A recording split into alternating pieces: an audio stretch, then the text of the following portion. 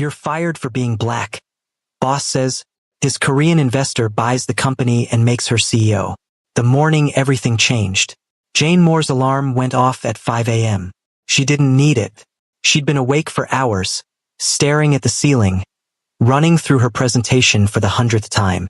Today was the day. 3 months of research, 400 hours of data analysis, countless sleepless nights perfecting every slide, every statistic, every word. Today, she would finally prove herself to the board. Today, Richard Sterling would have to acknowledge her brilliance. Today, everything would change. She climbed out of bed and stood in front of her bathroom mirror, studying her reflection.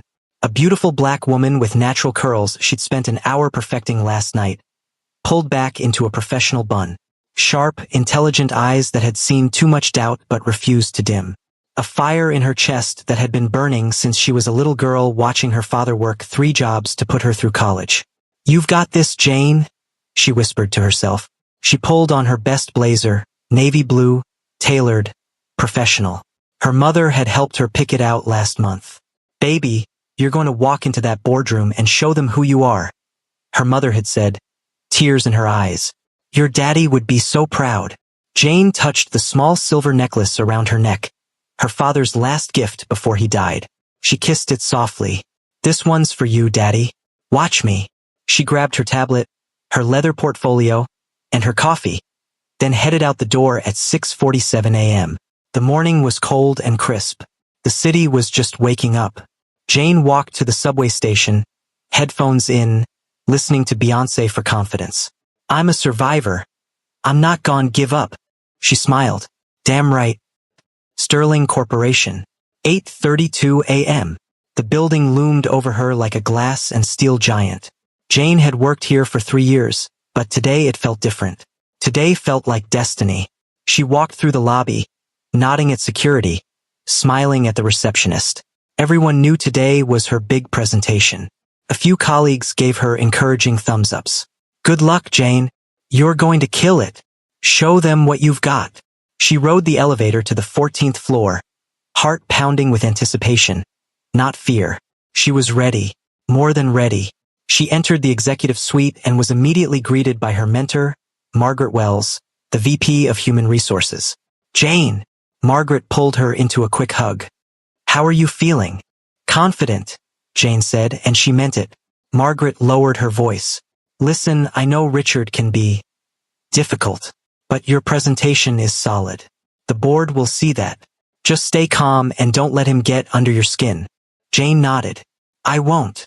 But deep down, she knew Margaret was worried. Everyone knew Richard Sterling was a problem. A racist, sexist relic who had inherited his position and spent the last decade running the company into the ground while blaming everyone else for his failures. Jane had watched him dismiss brilliant ideas from women and people of color for 3 years. She'd watched him promote incompetent white men.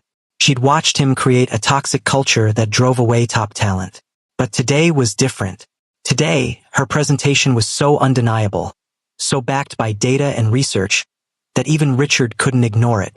At least that's what she told herself. The boardroom. 9:47 a.m.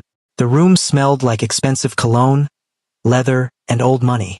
12 executives sat around the massive glass table. Richard Sterling sat at the head like a king on his throne. Mid-50s, graying at the temples, an expensive suit that couldn't hide his mediocrity. He was everything Jane despised. Arrogant, cruel, comfortable in his unearned power. Jane took a deep breath and stood, tablet in hand. "Good morning, gentlemen," she began, voice steady and strong. "The campaign I'm about to present will save this company $8.4 million in wasted expenditure and increase our market share by 43% within 9 months. A few eyebrows raised. Robert Chen, the VP of Finance, leaned forward slightly, interested. Richard leaned back in his chair, arms crossed, that familiar condescending smirk already forming on his face. "By all means, Jane," he said, waving his hand dismissively. "Enlighten us." Jane ignored the tone. She'd heard it 1,000 times. She clicked to her first slide. Sterling Corporation, a company in crisis.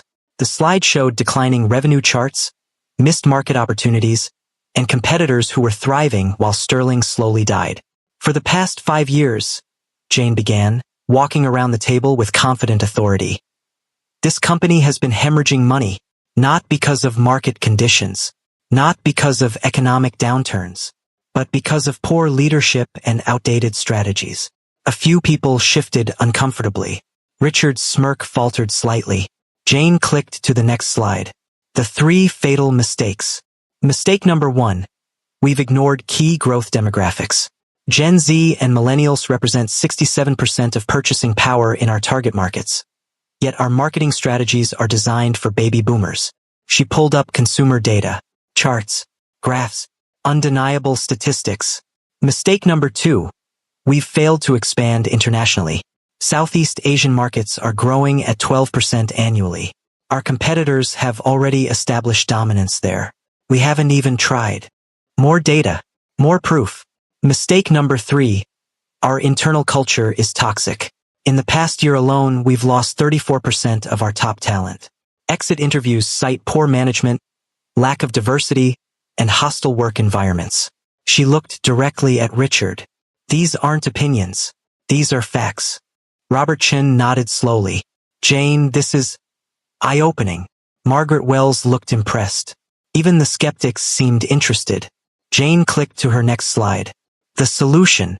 For the next 25 minutes, Jane systematically dismantled every outdated strategy and replaced it with innovative, research-backed solutions. She showed them how to target younger demographics through TikTok campaigns, influencer partnerships, and authentic brand storytelling.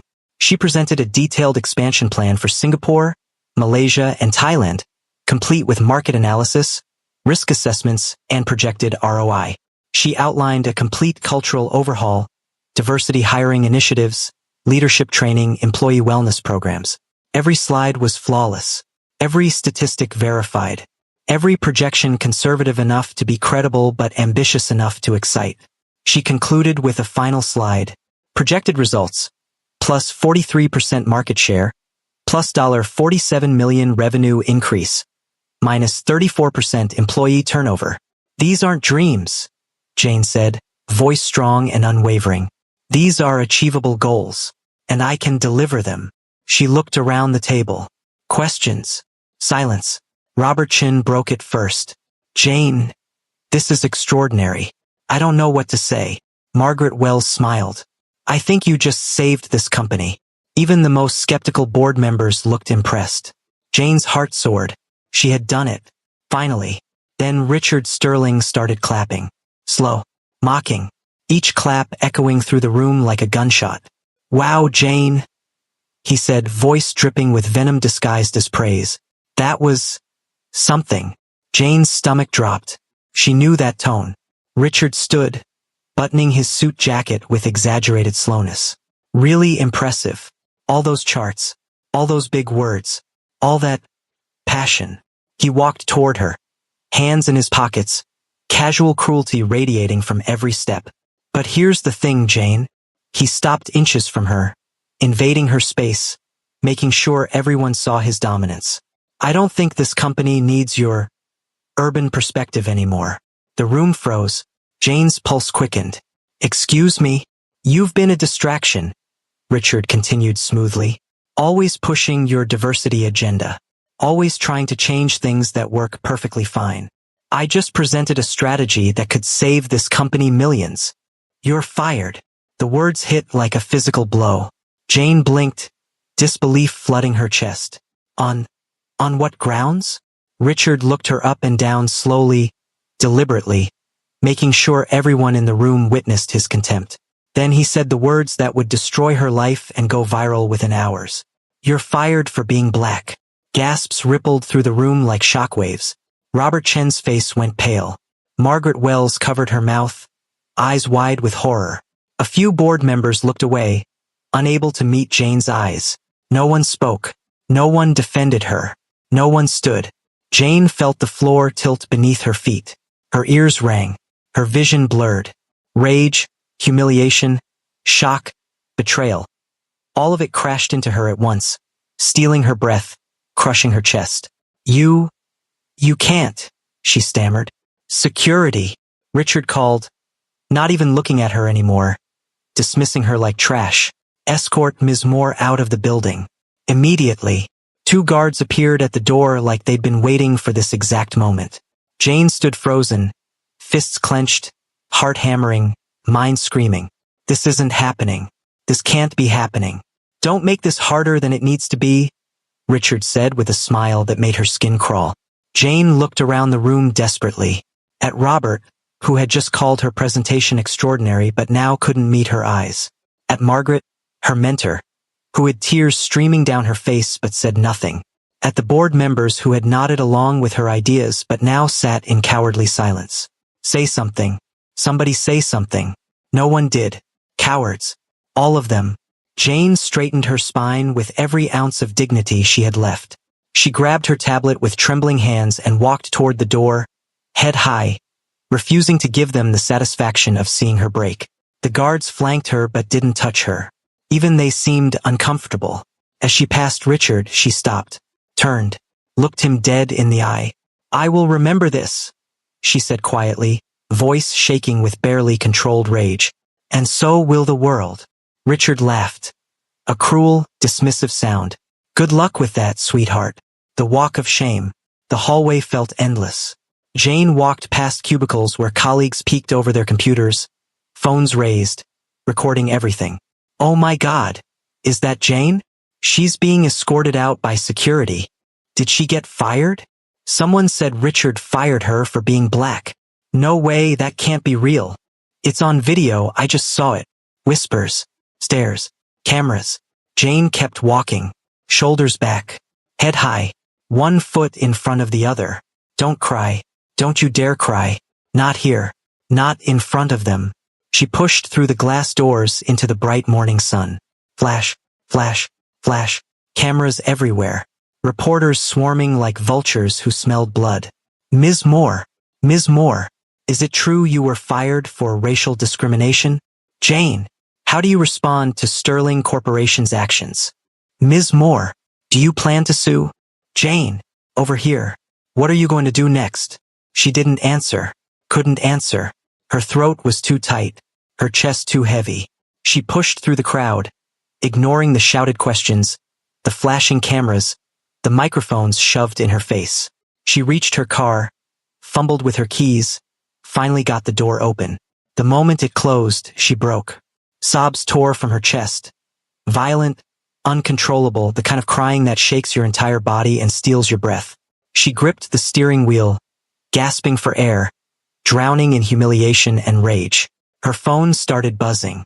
Text messages flooding in. Jane. Oh my God. I just saw what happened. I'm so sorry.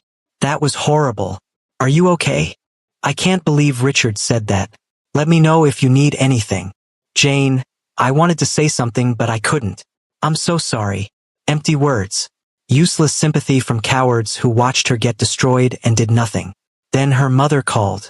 Jane answered, voice cracking. Mama. Baby, I just saw it. I saw the whole thing. Someone posted a video and it's everywhere. Jane's stomach dropped. It's already online?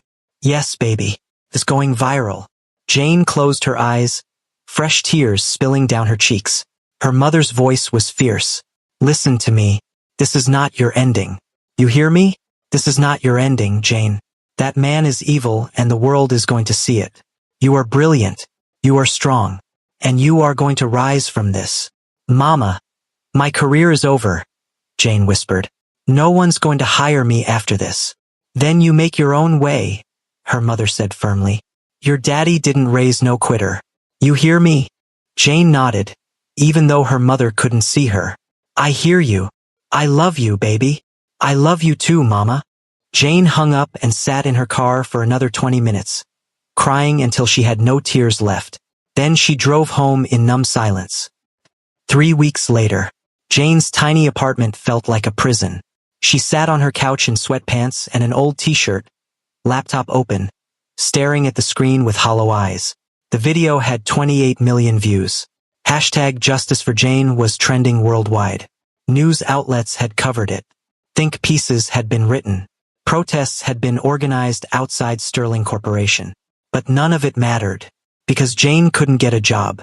62 applications sent. 62 rejections received. We've decided to move forward with other candidates. While your qualifications are impressive, we don't feel you're the right fit at this time.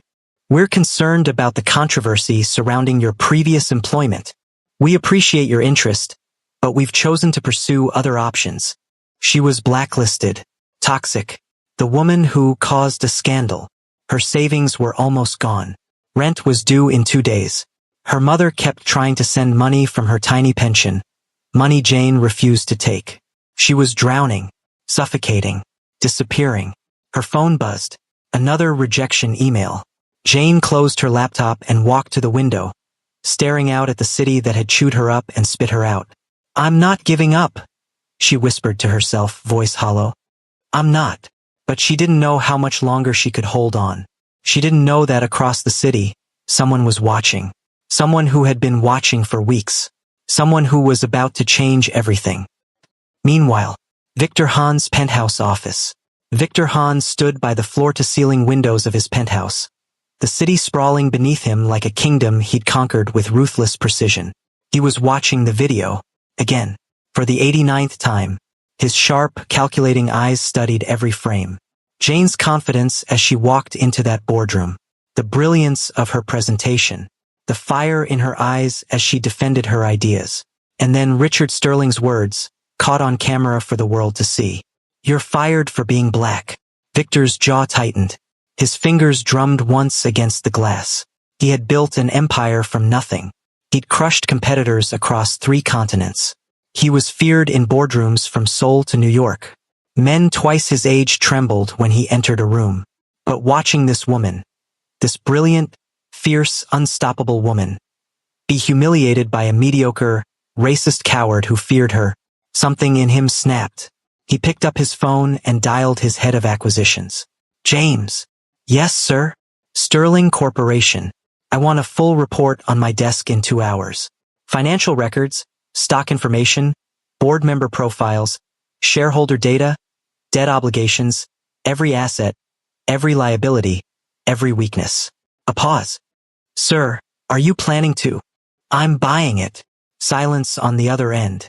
"Sir, that's a $2.3 billion acquisition. I want 51% controlling shares by tomorrow morning." Victor continued, voice cold and final. "Use whatever resources necessary. Offshore accounts if needed. Shell companies. I don't care about the cost. Sir, with all due respect, this seems personal." Victor's eyes darkened. "It is. Do it." "Yes, sir. Right away." He hung up. Victor looked at Jane's face frozen on the screen, intelligent eyes blazing with defiance even as she was being destroyed. "You don't know me yet," he murmured to the image. "But you will." He made another call. Background check on Jane Moore. Everything. Education, employment history, financial situation, family, references. "I want to know who she is." Within 3 hours, the report arrived. Victor read it carefully. Jane Elizabeth Moore, age 28, graduated top of her class from Columbia University, MBA from Wharton. Father deceased, worked 3 jobs to put her through school. Mother, retired teacher, living on a pension. No criminal record. Spotless reputation. Brilliant recommendations from every previous employer. Financial situation, dire. Savings depleted. Rent overdue. Victor's expression didn't change, but something shifted in his chest. She's drowning, and no one's helping her. He made one final call. "Purchase complete?" "Yes, sir. You now own 51% of Sterling Corporation. Congratulations." Victor allowed himself a small, cold smile. "Schedule an emergency board meeting for tomorrow morning. 9 a.m. Attendance mandatory." "Yes, sir." "And what about Richard Sterling?" "He'll be there," Victor said quietly, "because I want to watch his face when I destroy him." The next morning, Sterling Corporation, 8:53 a.m. Richard Sterling walked into his office whistling, coffee in hand, feeling invincible. The scandal had blown over faster than expected. A carefully worded public statement. A few strategic donations to civil rights organizations for optics. The media cycle had moved on. Crisis averted. He sat down at his desk and opened his email. Then his assistant burst through the door, face ghost white, hands trembling. "Sir, we have a serious problem." Richard frowned, annoyed. "What now, Patricia?" "The board just called an emergency meeting. It's mandatory. It starts in 7 minutes. I didn't authorize any emergency meeting." "Sir, you don't understand." Patricia's voice shook. "Someone bought the company. Overnight.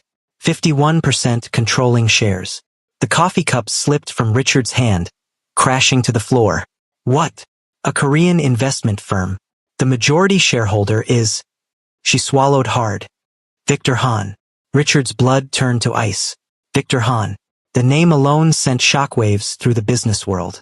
A billionaire investor known for hostile takeovers and ruthless corporate restructuring. A man who destroyed companies and rebuilt them in his image. A man you didn't cross. Ever. Where is he?" Richard stammered. "In the boardroom. He's waiting for you." Richard's hands trembled as he stood. He tried to compose himself, straighten his tie, force confidence into his stride. But his heart was pounding. This can't be happening. He walked toward the boardroom, each step heavier than the last. The boardroom. 9 a.m. Richard pushed open the door. The room was silent. Every board member was already seated, faces pale, expressions terrified. And at the head of the table, in Richard's chair, sat a man Richard had only seen in business magazines. Victor Han. Tall, impeccably dressed in a black suit that probably cost more than Richard's car. Sharp features. Dark, calculating eyes that seemed to see through everything.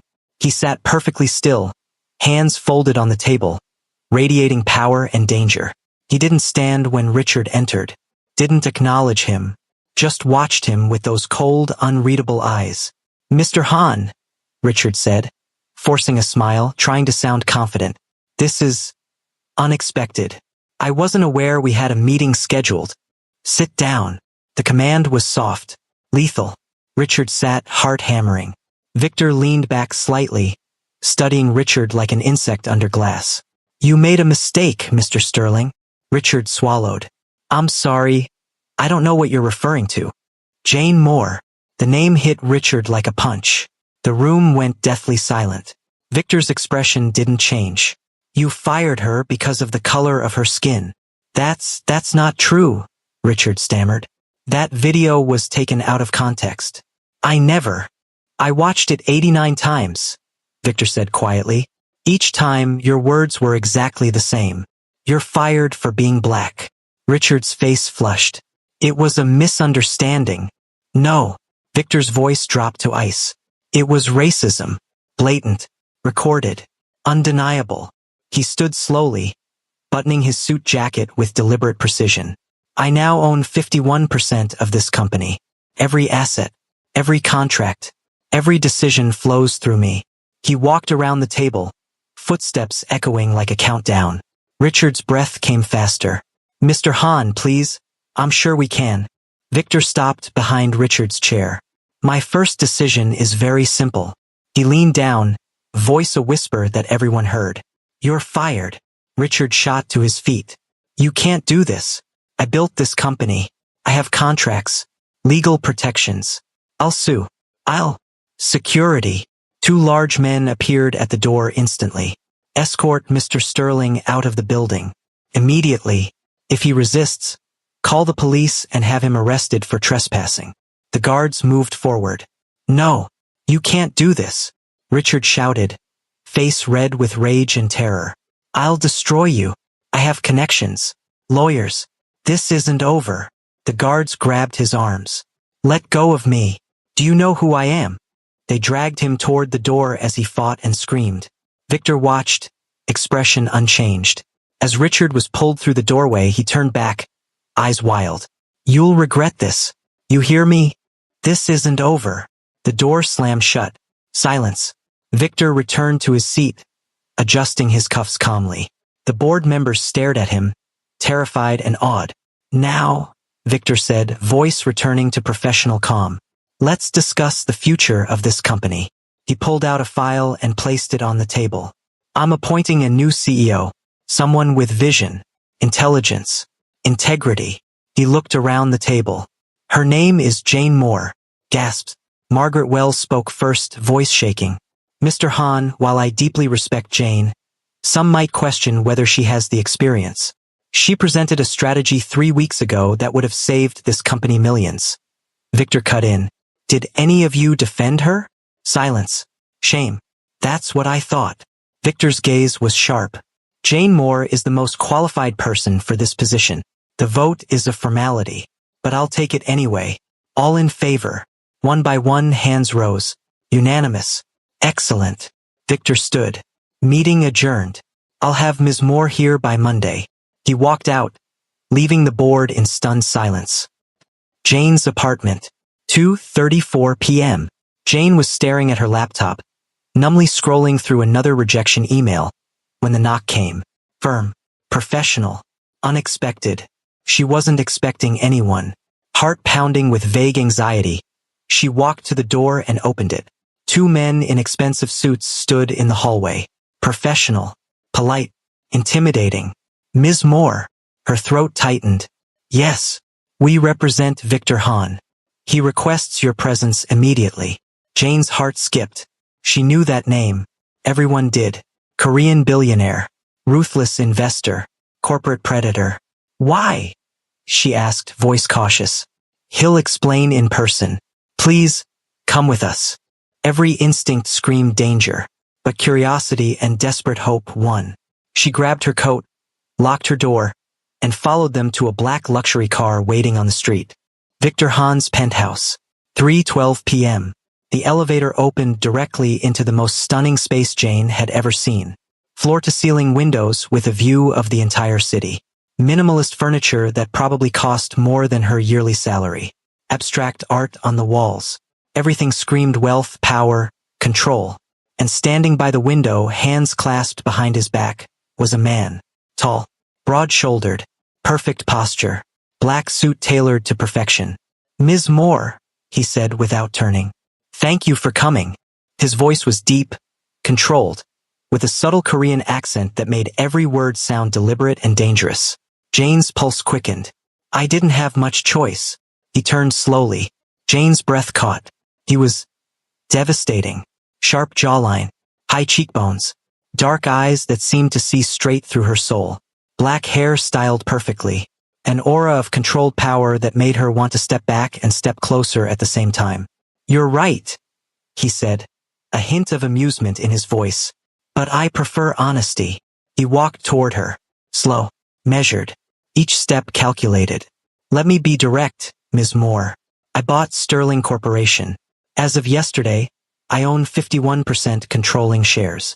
Jane blinked, mind spinning. You, what? Why? Victor stopped a few feet away, eyes locked on hers. Because what Richard Sterling did to you was unacceptable. Silence stretched between them, heavy and electric. Jane's hands trembled. You bought a $2 billion company because he fired me? No, Victor said.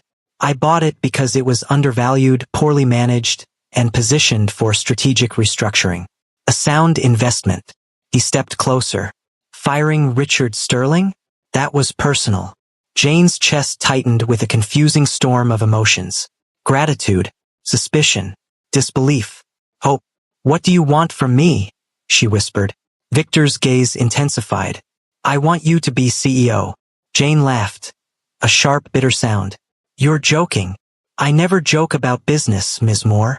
She shook her head, stepping back. I don't need your pity. This isn't pity, Victor interrupted, voice sharp. I watched your presentation. It was brilliant, strategic, exactly what that company needs. He moved closer, closing the distance. I don't make emotional decisions. I make profitable ones. And you, Ms. Moore, are the most profitable decision I can make. Jane's hands shook. Why should I trust you? You're a stranger, a billionaire who could destroy me with one word. How do I know this isn't manipulation? Victor's expression softened, barely perceptible, but there. Because I'm giving you what you earned. Not charity, not sympathy, what you deserve. Tears burned behind her eyes. She refused to let them fall. And if I say no, then I respect your decision, Victor said. but you'll spend your life wondering what you could have built. Jane stared at him, this dangerous, unreadable man who had just turned her entire world upside down. She thought about the rejection emails, the rent she couldn't pay, her mother's worried voice, the humiliation that still burned. And she thought about her father, what he would say. Baby girl, never let fear make your decisions. Jane took a deep breath. When do I start? Victor's lips curved, almost a smile. Monday morning, 8:47 a.m. Jane stood outside the building, staring up at the new sign. Hahn Corporation, Richard Sterling's legacy, erased overnight like he never existed. Her heart hammered against her ribs. Her palms were sweaty despite the cool morning air.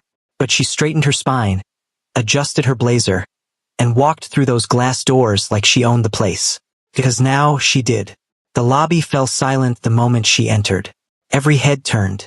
Every conversation stopped. The air itself seemed to hold its breath. Then the whispers started, rippling through the space like wildfire. Is that Jane Moore? She's back. I heard she's the new CEO. No way. After what happened? Victor Hahn appointed her himself. This is insane. Jane didn't look at any of them. She kept her eyes forward, head high, walking toward the elevator with purpose and grace. The elevator doors opened. She stepped inside. Just before they closed, she heard someone whisper, "She's got guts. I'll give her that." The doors slid shut, and Jane finally exhaled. Her reflection stared back at her in the polished steel. A woman who had been broken, humiliated, thrown away like garbage just weeks ago. And now she was about to walk into the office of the man who destroyed her and claim it as her own. The elevator dinged. 14th floor. The doors opened. Victor Hahn was waiting. He stood in the hallway, hands in his pockets, dressed in a perfectly tailored charcoal suit. His dark eyes tracked her every movement as she stepped out. "Ms. Moore," he said, voice low and controlled. "Mr. Hahn," she replied, matching his formal tone. Something flickered in his eyes. Approval? Amusement? She couldn't tell. He gestured down the hallway. "Shall we?" They walked side by side toward the executive suite. Every employee they passed stopped what they were doing, stared, whispered. Jane felt every gaze like a weight on her shoulders. Every judgment, every flicker of resentment and disbelief. She doesn't deserve this. She only got it because Victor Hahn feels guilty. This won't last. Victor's jaw tightened almost imperceptibly. He heard them too, but he said nothing, just kept walking with that calm, lethal confidence. They reached the corner office. Victor opened the door and stepped aside, letting her enter first. Jane walked in and stopped breathing. The space was magnificent. Floor-to-ceiling windows with a panoramic view of the entire city. A massive desk made of dark mahogany. Leather chairs. Modern art on the walls. Power carved into every square inch. Richard Sterling's things were gone. Completely erased. In their place, a sleek silver nameplate on the desk. Jane Moore, CEO. Her throat tightened. Tears threatened. This is real. This is actually real. Victor closed the door softly, giving her privacy. He walked to the window, hands clasped behind his back, letting her process. "This is yours now," he said quietly. "Every decision, every contract, every strategy. You run this company." Jane turned to him, emotions swirling. "And you? What's your role?" He glanced over his shoulder. "I'm the majority shareholder, the board chairman. I'll be present when necessary. But this," he gestured to the office, "is your domain." She studied him, still searching for the catch, the hidden agenda. The moment he would reveal this was all a game. But all she saw was sincerity. Cold, controlled, dangerous sincerity. "Why me?" she whispered. "Out of everyone you could have chosen, why me?" Victor turned fully to face her. For a long moment he didn't answer. His eyes traced her face. Her lips, her eyes, the fire that refused to die despite everything she'd been through. "Because watching a man like Richard Sterling destroy someone like you." His voice dropped, rough and raw. "I couldn't allow it." Jane's breath caught. He took a step closer. Then another. Slow. Deliberate. The air between them thickened with tension. "You deserved better," he said quietly. And I intend to make sure you get it. Her heart pounded so loudly she was certain he could hear it. Before she could respond, a sharp knock interrupted. Victor's expression shifted instantly. Back to cold, back to controlled. Come in. The door opened. Margaret Wells stepped inside, looking nervous and hopeful. Mr. Hahn. Ms. Moore. She smiled at Jane, tears in her eyes. Jane, I'm so glad you're here. Jane's chest tightened. Margaret had been her mentor, but she'd also stayed silent when Richard fired her. Margaret, Jane said coolly. Margaret flinched at the tone. Jane, I need you to know how sorry I am. I should have spoken up. I should have defended you. I was a coward, and I'll regret it for the rest of my life. Silence. Jane didn't make it easy for her. Yes, you should have. Margaret nodded, accepting the judgment. I understand if you can't forgive me, but I want you to know. I'm here now. Whatever you need. Jane softened slightly. We'll see. Victor interrupted. The board is assembled. They're waiting. Margaret nodded and left. Jane turned to Victor. The board. They want to meet their new CEO, Victor said, hint of amusement in his voice. Some are skeptical. Jane's spine straightened. Let them be. Victor's lips curved. Almost a smile. That's exactly what I wanted to hear. The boardroom. 9:15 a.m. 14 faces stared at Jane as she entered. 12 men. 2 women. All older, richer, more established than she'd ever been. Some looked curious. Most looked hostile. A few looked terrified of Victor. Victor entered first, commanding instant silence. Jane followed, refusing to show nerves. Gentlemen, ladies, Victor said, voice cutting through the tension. This is Jane Moore, your new CEO. A heavy silence filled the room. Then a man at the far end, gray hair, expensive watch, condescension radiating from every pore, leaned back in his chair.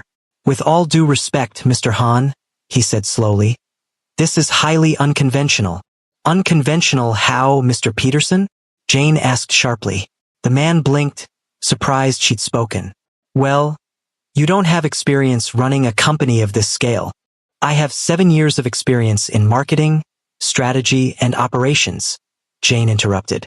I've increased revenue for 3 different corporations by an average of 37%. I've led teams of over 200 people. I've saved companies millions in wasted expenditure. She leaned forward, eyes locked on his. What I don't have is patience for men who underestimate me because of how I look. A few people shifted uncomfortably. Victor watched from his seat, expression unreadable. But something gleamed in his eyes. Another board member, Robert Chen, spoke up. Ms. Moore, what's your vision for this company? Jane didn't hesitate. She pulled out her tablet, connected to the screen, and launched the same presentation Richard Sterling had mocked. But this time, she owned it. For 35 minutes, she systematically dismantled every outdated strategy and replaced it with innovative data-backed solutions. She showed them market analysis, consumer behavior studies, competitor assessments, financial projections that were conservative but ambitious. She outlined plans to cut costs by 24%, expand into Southeast Asian markets, rebrand to capture younger demographics, restructure leadership to reflect diversity and innovation. Every slide was flawless, every statistic verified, every word undeniable. By the time she finished, the room was silent. Not skeptical silence, respectful silence. Mr. Peterson cleared his throat. That's exceptional, Ms. Moore. Robert Chen nodded. I think we just witnessed the future of this company. Margaret Wells smiled, tears in her eyes. Welcome back, Jane. Victor leaned forward. All in favor of confirming Jane Moore as CEO? 14 hands rose. Unanimous. Jane exhaled. She had won. 3 months later, the transformation was extraordinary.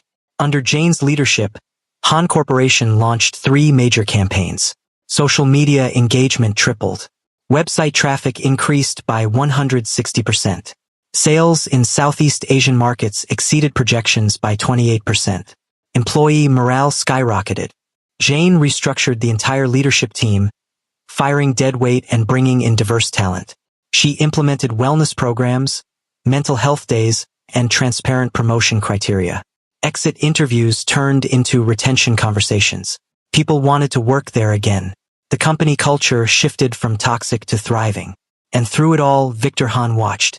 He attended every major meeting, sat quietly in the back during presentations, offered advice when asked, challenged her when necessary, but he never undermined her, never overruled her, never made her feel like anything less than the leader she was.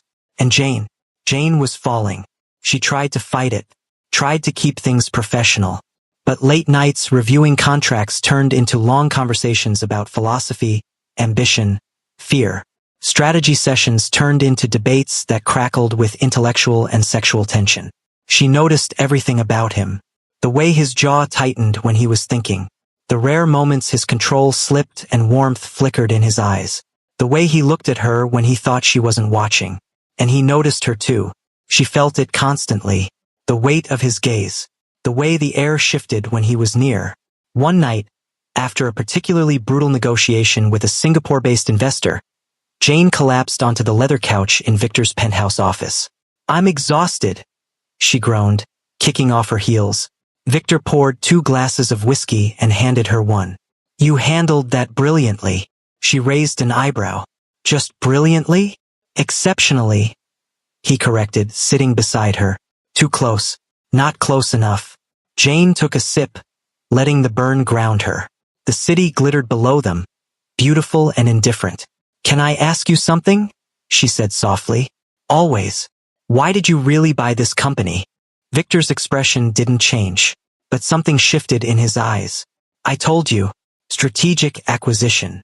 "That's not the whole truth," Jane pressed, turning to face him. Victor was silent for a long moment. Then, quietly, "I watched that video 89 times. Jane's breath caught. "What?" "The video of Richard Sterling firing you. I watched it 89 times. His voice dropped, raw and honest in a way she'd never heard. "Each time, I saw the same thing. A brilliant woman being destroyed by a mediocre man who feared her. And I..." He paused, jaw tightening. "I couldn't allow it." Jane's throat tightened. "You didn't even know me." "No," he admitted, turning to face her fully. "But I recognized something in you. Fire. Strength. The refusal to break even when the world tried to destroy you. The space between them felt impossibly small. I've built an empire, Jane. Made billions. Crushed competitors. Dominated markets across 3 continents. But I've never met anyone who made me feel like power means nothing without someone worth protecting." Jane's heart hammered. "Victor." He reached out, slow and controlled, cupping her jaw. His thumb brushed her cheek, sending electricity through her entire body. "Tell me I'm wrong," he whispered. "Tell me you don't feel this." She couldn't, because she did. God, she did. "Tell me to stop," he murmured, leaning closer. She didn't. He kissed her. Slow, deep, devastating. Jane's hands slid into his hair, pulling him closer. Every wall she'd built shattered. Every rule she'd set broke. He kissed her like he'd been holding back for months, like she was air and he was drowning. Her back pressed against the couch. His body covered hers, warm and solid and overwhelming. His hand slid to her waist, gripping firmly, possessively. When he pulled back, his eyes were dark, burning with intensity. "I don't want to control you," he said, voice rough. "I want you to choose me." Jane cupped his face, thumb brushing his jaw. "I already have." He kissed her again, deeper, hungrier, and this time neither of them held back. 6 months later, Hahn Corporation's annual report was the talk of the business world. Revenue up 51%. Stock prices increased by 73%. Expansion into 3 new international markets. Employee retention at an all-time high. Jane Moore was being called a visionary, a game changer, one of the most brilliant CEOs of her generation. She stood at the Global Business Summit, addressing thousands of entrepreneurs, investors, and leaders. "When I was fired for the color of my skin," she said, voice strong and unwavering, "I thought my career was over. I thought I'd lost everything." The audience was silent, captivated. "But what I learned is this: your setback is not your ending. Your humiliation is not your identity. The people who try to destroy you are just making room for your rise. Thunderous applause erupted. People stood cheering. To every woman, every person of color, every person who's been told they're not enough, you are brilliant, you are powerful, and your story isn't over. The crowd roared. In the front row, Victor watched her with quiet, unshakable pride. When she stepped off stage, he was waiting in the wings. Incredible, he said, pulling her close. She laughed, breathless and glowing. I meant every word. He kissed her forehead. I know you did. They walked out together, hand in hand, ignoring the cameras flashing around them. 2 months later, Jane was working late in her office when Victor entered, holding a small black velvet box. Her heart stopped. Victor! He walked to her desk, set the box down, and looked at her with those intense dark eyes. Open it. With trembling hands, she did. Inside was a ring. Simple, elegant, perfect. A single diamond that caught the light and sparkled like captured starlight. Victor came around the desk and knelt beside her chair. Jane Moore, he said softly. You're the strongest, most brilliant woman I've ever known. You challenged me, changed me, made me believe in something more than power and profit. Tears filled her eyes. You made me believe in partnership, in love, in building something together that's greater than either of us alone. He took her hand. Will you marry me? Jane couldn't speak, couldn't breathe, could only nod as tears streamed down her face. Yes, she whispered. Yes, 1,000 times yes. He slid the ring onto her finger and stood, pulling her into his arms. They kissed, deep and sure, sealing a promise that had been building since the moment they met. 1 year later, Jane and Victor stood together at the ribbon-cutting ceremony for the new Han Corporation headquarters. A building designed with sustainability, accessibility, and beauty in mind. A symbol of everything they built together. Reporters swarmed. Ms. Moore, how does it feel to be named CEO of the year? Jane, what's your message to young women in business? Mr. Han, what's it like working alongside your wife? Jane smiled, squeezing Victor's hand. It's been the greatest honor of my life to lead this company. And to every young woman out there, never let anyone tell you who you can be.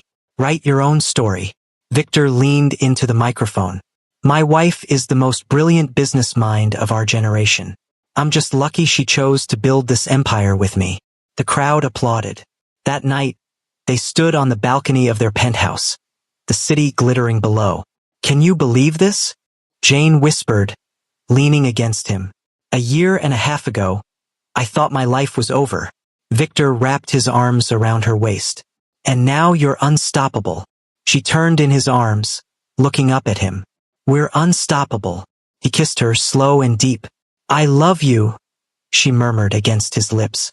I love you more, he replied. But across the city, in a dark apartment, someone was watching the news coverage. A woman with cold eyes and a burning hatred. Richard Sterling's daughter, Victoria Sterling.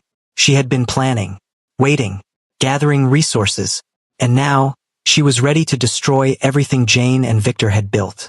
Because in her mind, Jane Moore had stolen her father's company, and Victoria Sterling always got revenge. Jane Moore went from being fired for the color of her skin to becoming one of the most powerful CEOs in the world. Victor Han went from a cold, calculated investor to a man who learned that love and partnership were more valuable than any empire. Together, they proved that your worst moment doesn't define you.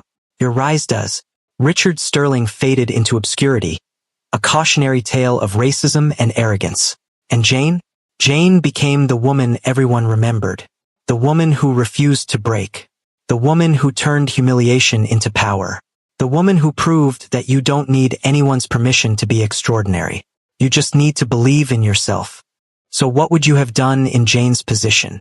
Drop a comment and let me know. If the story hit you the same way it hit me, go ahead and like this video, and subscribe for more stories about people who turned their rock bottom into their comeback. I'll see you in the next one.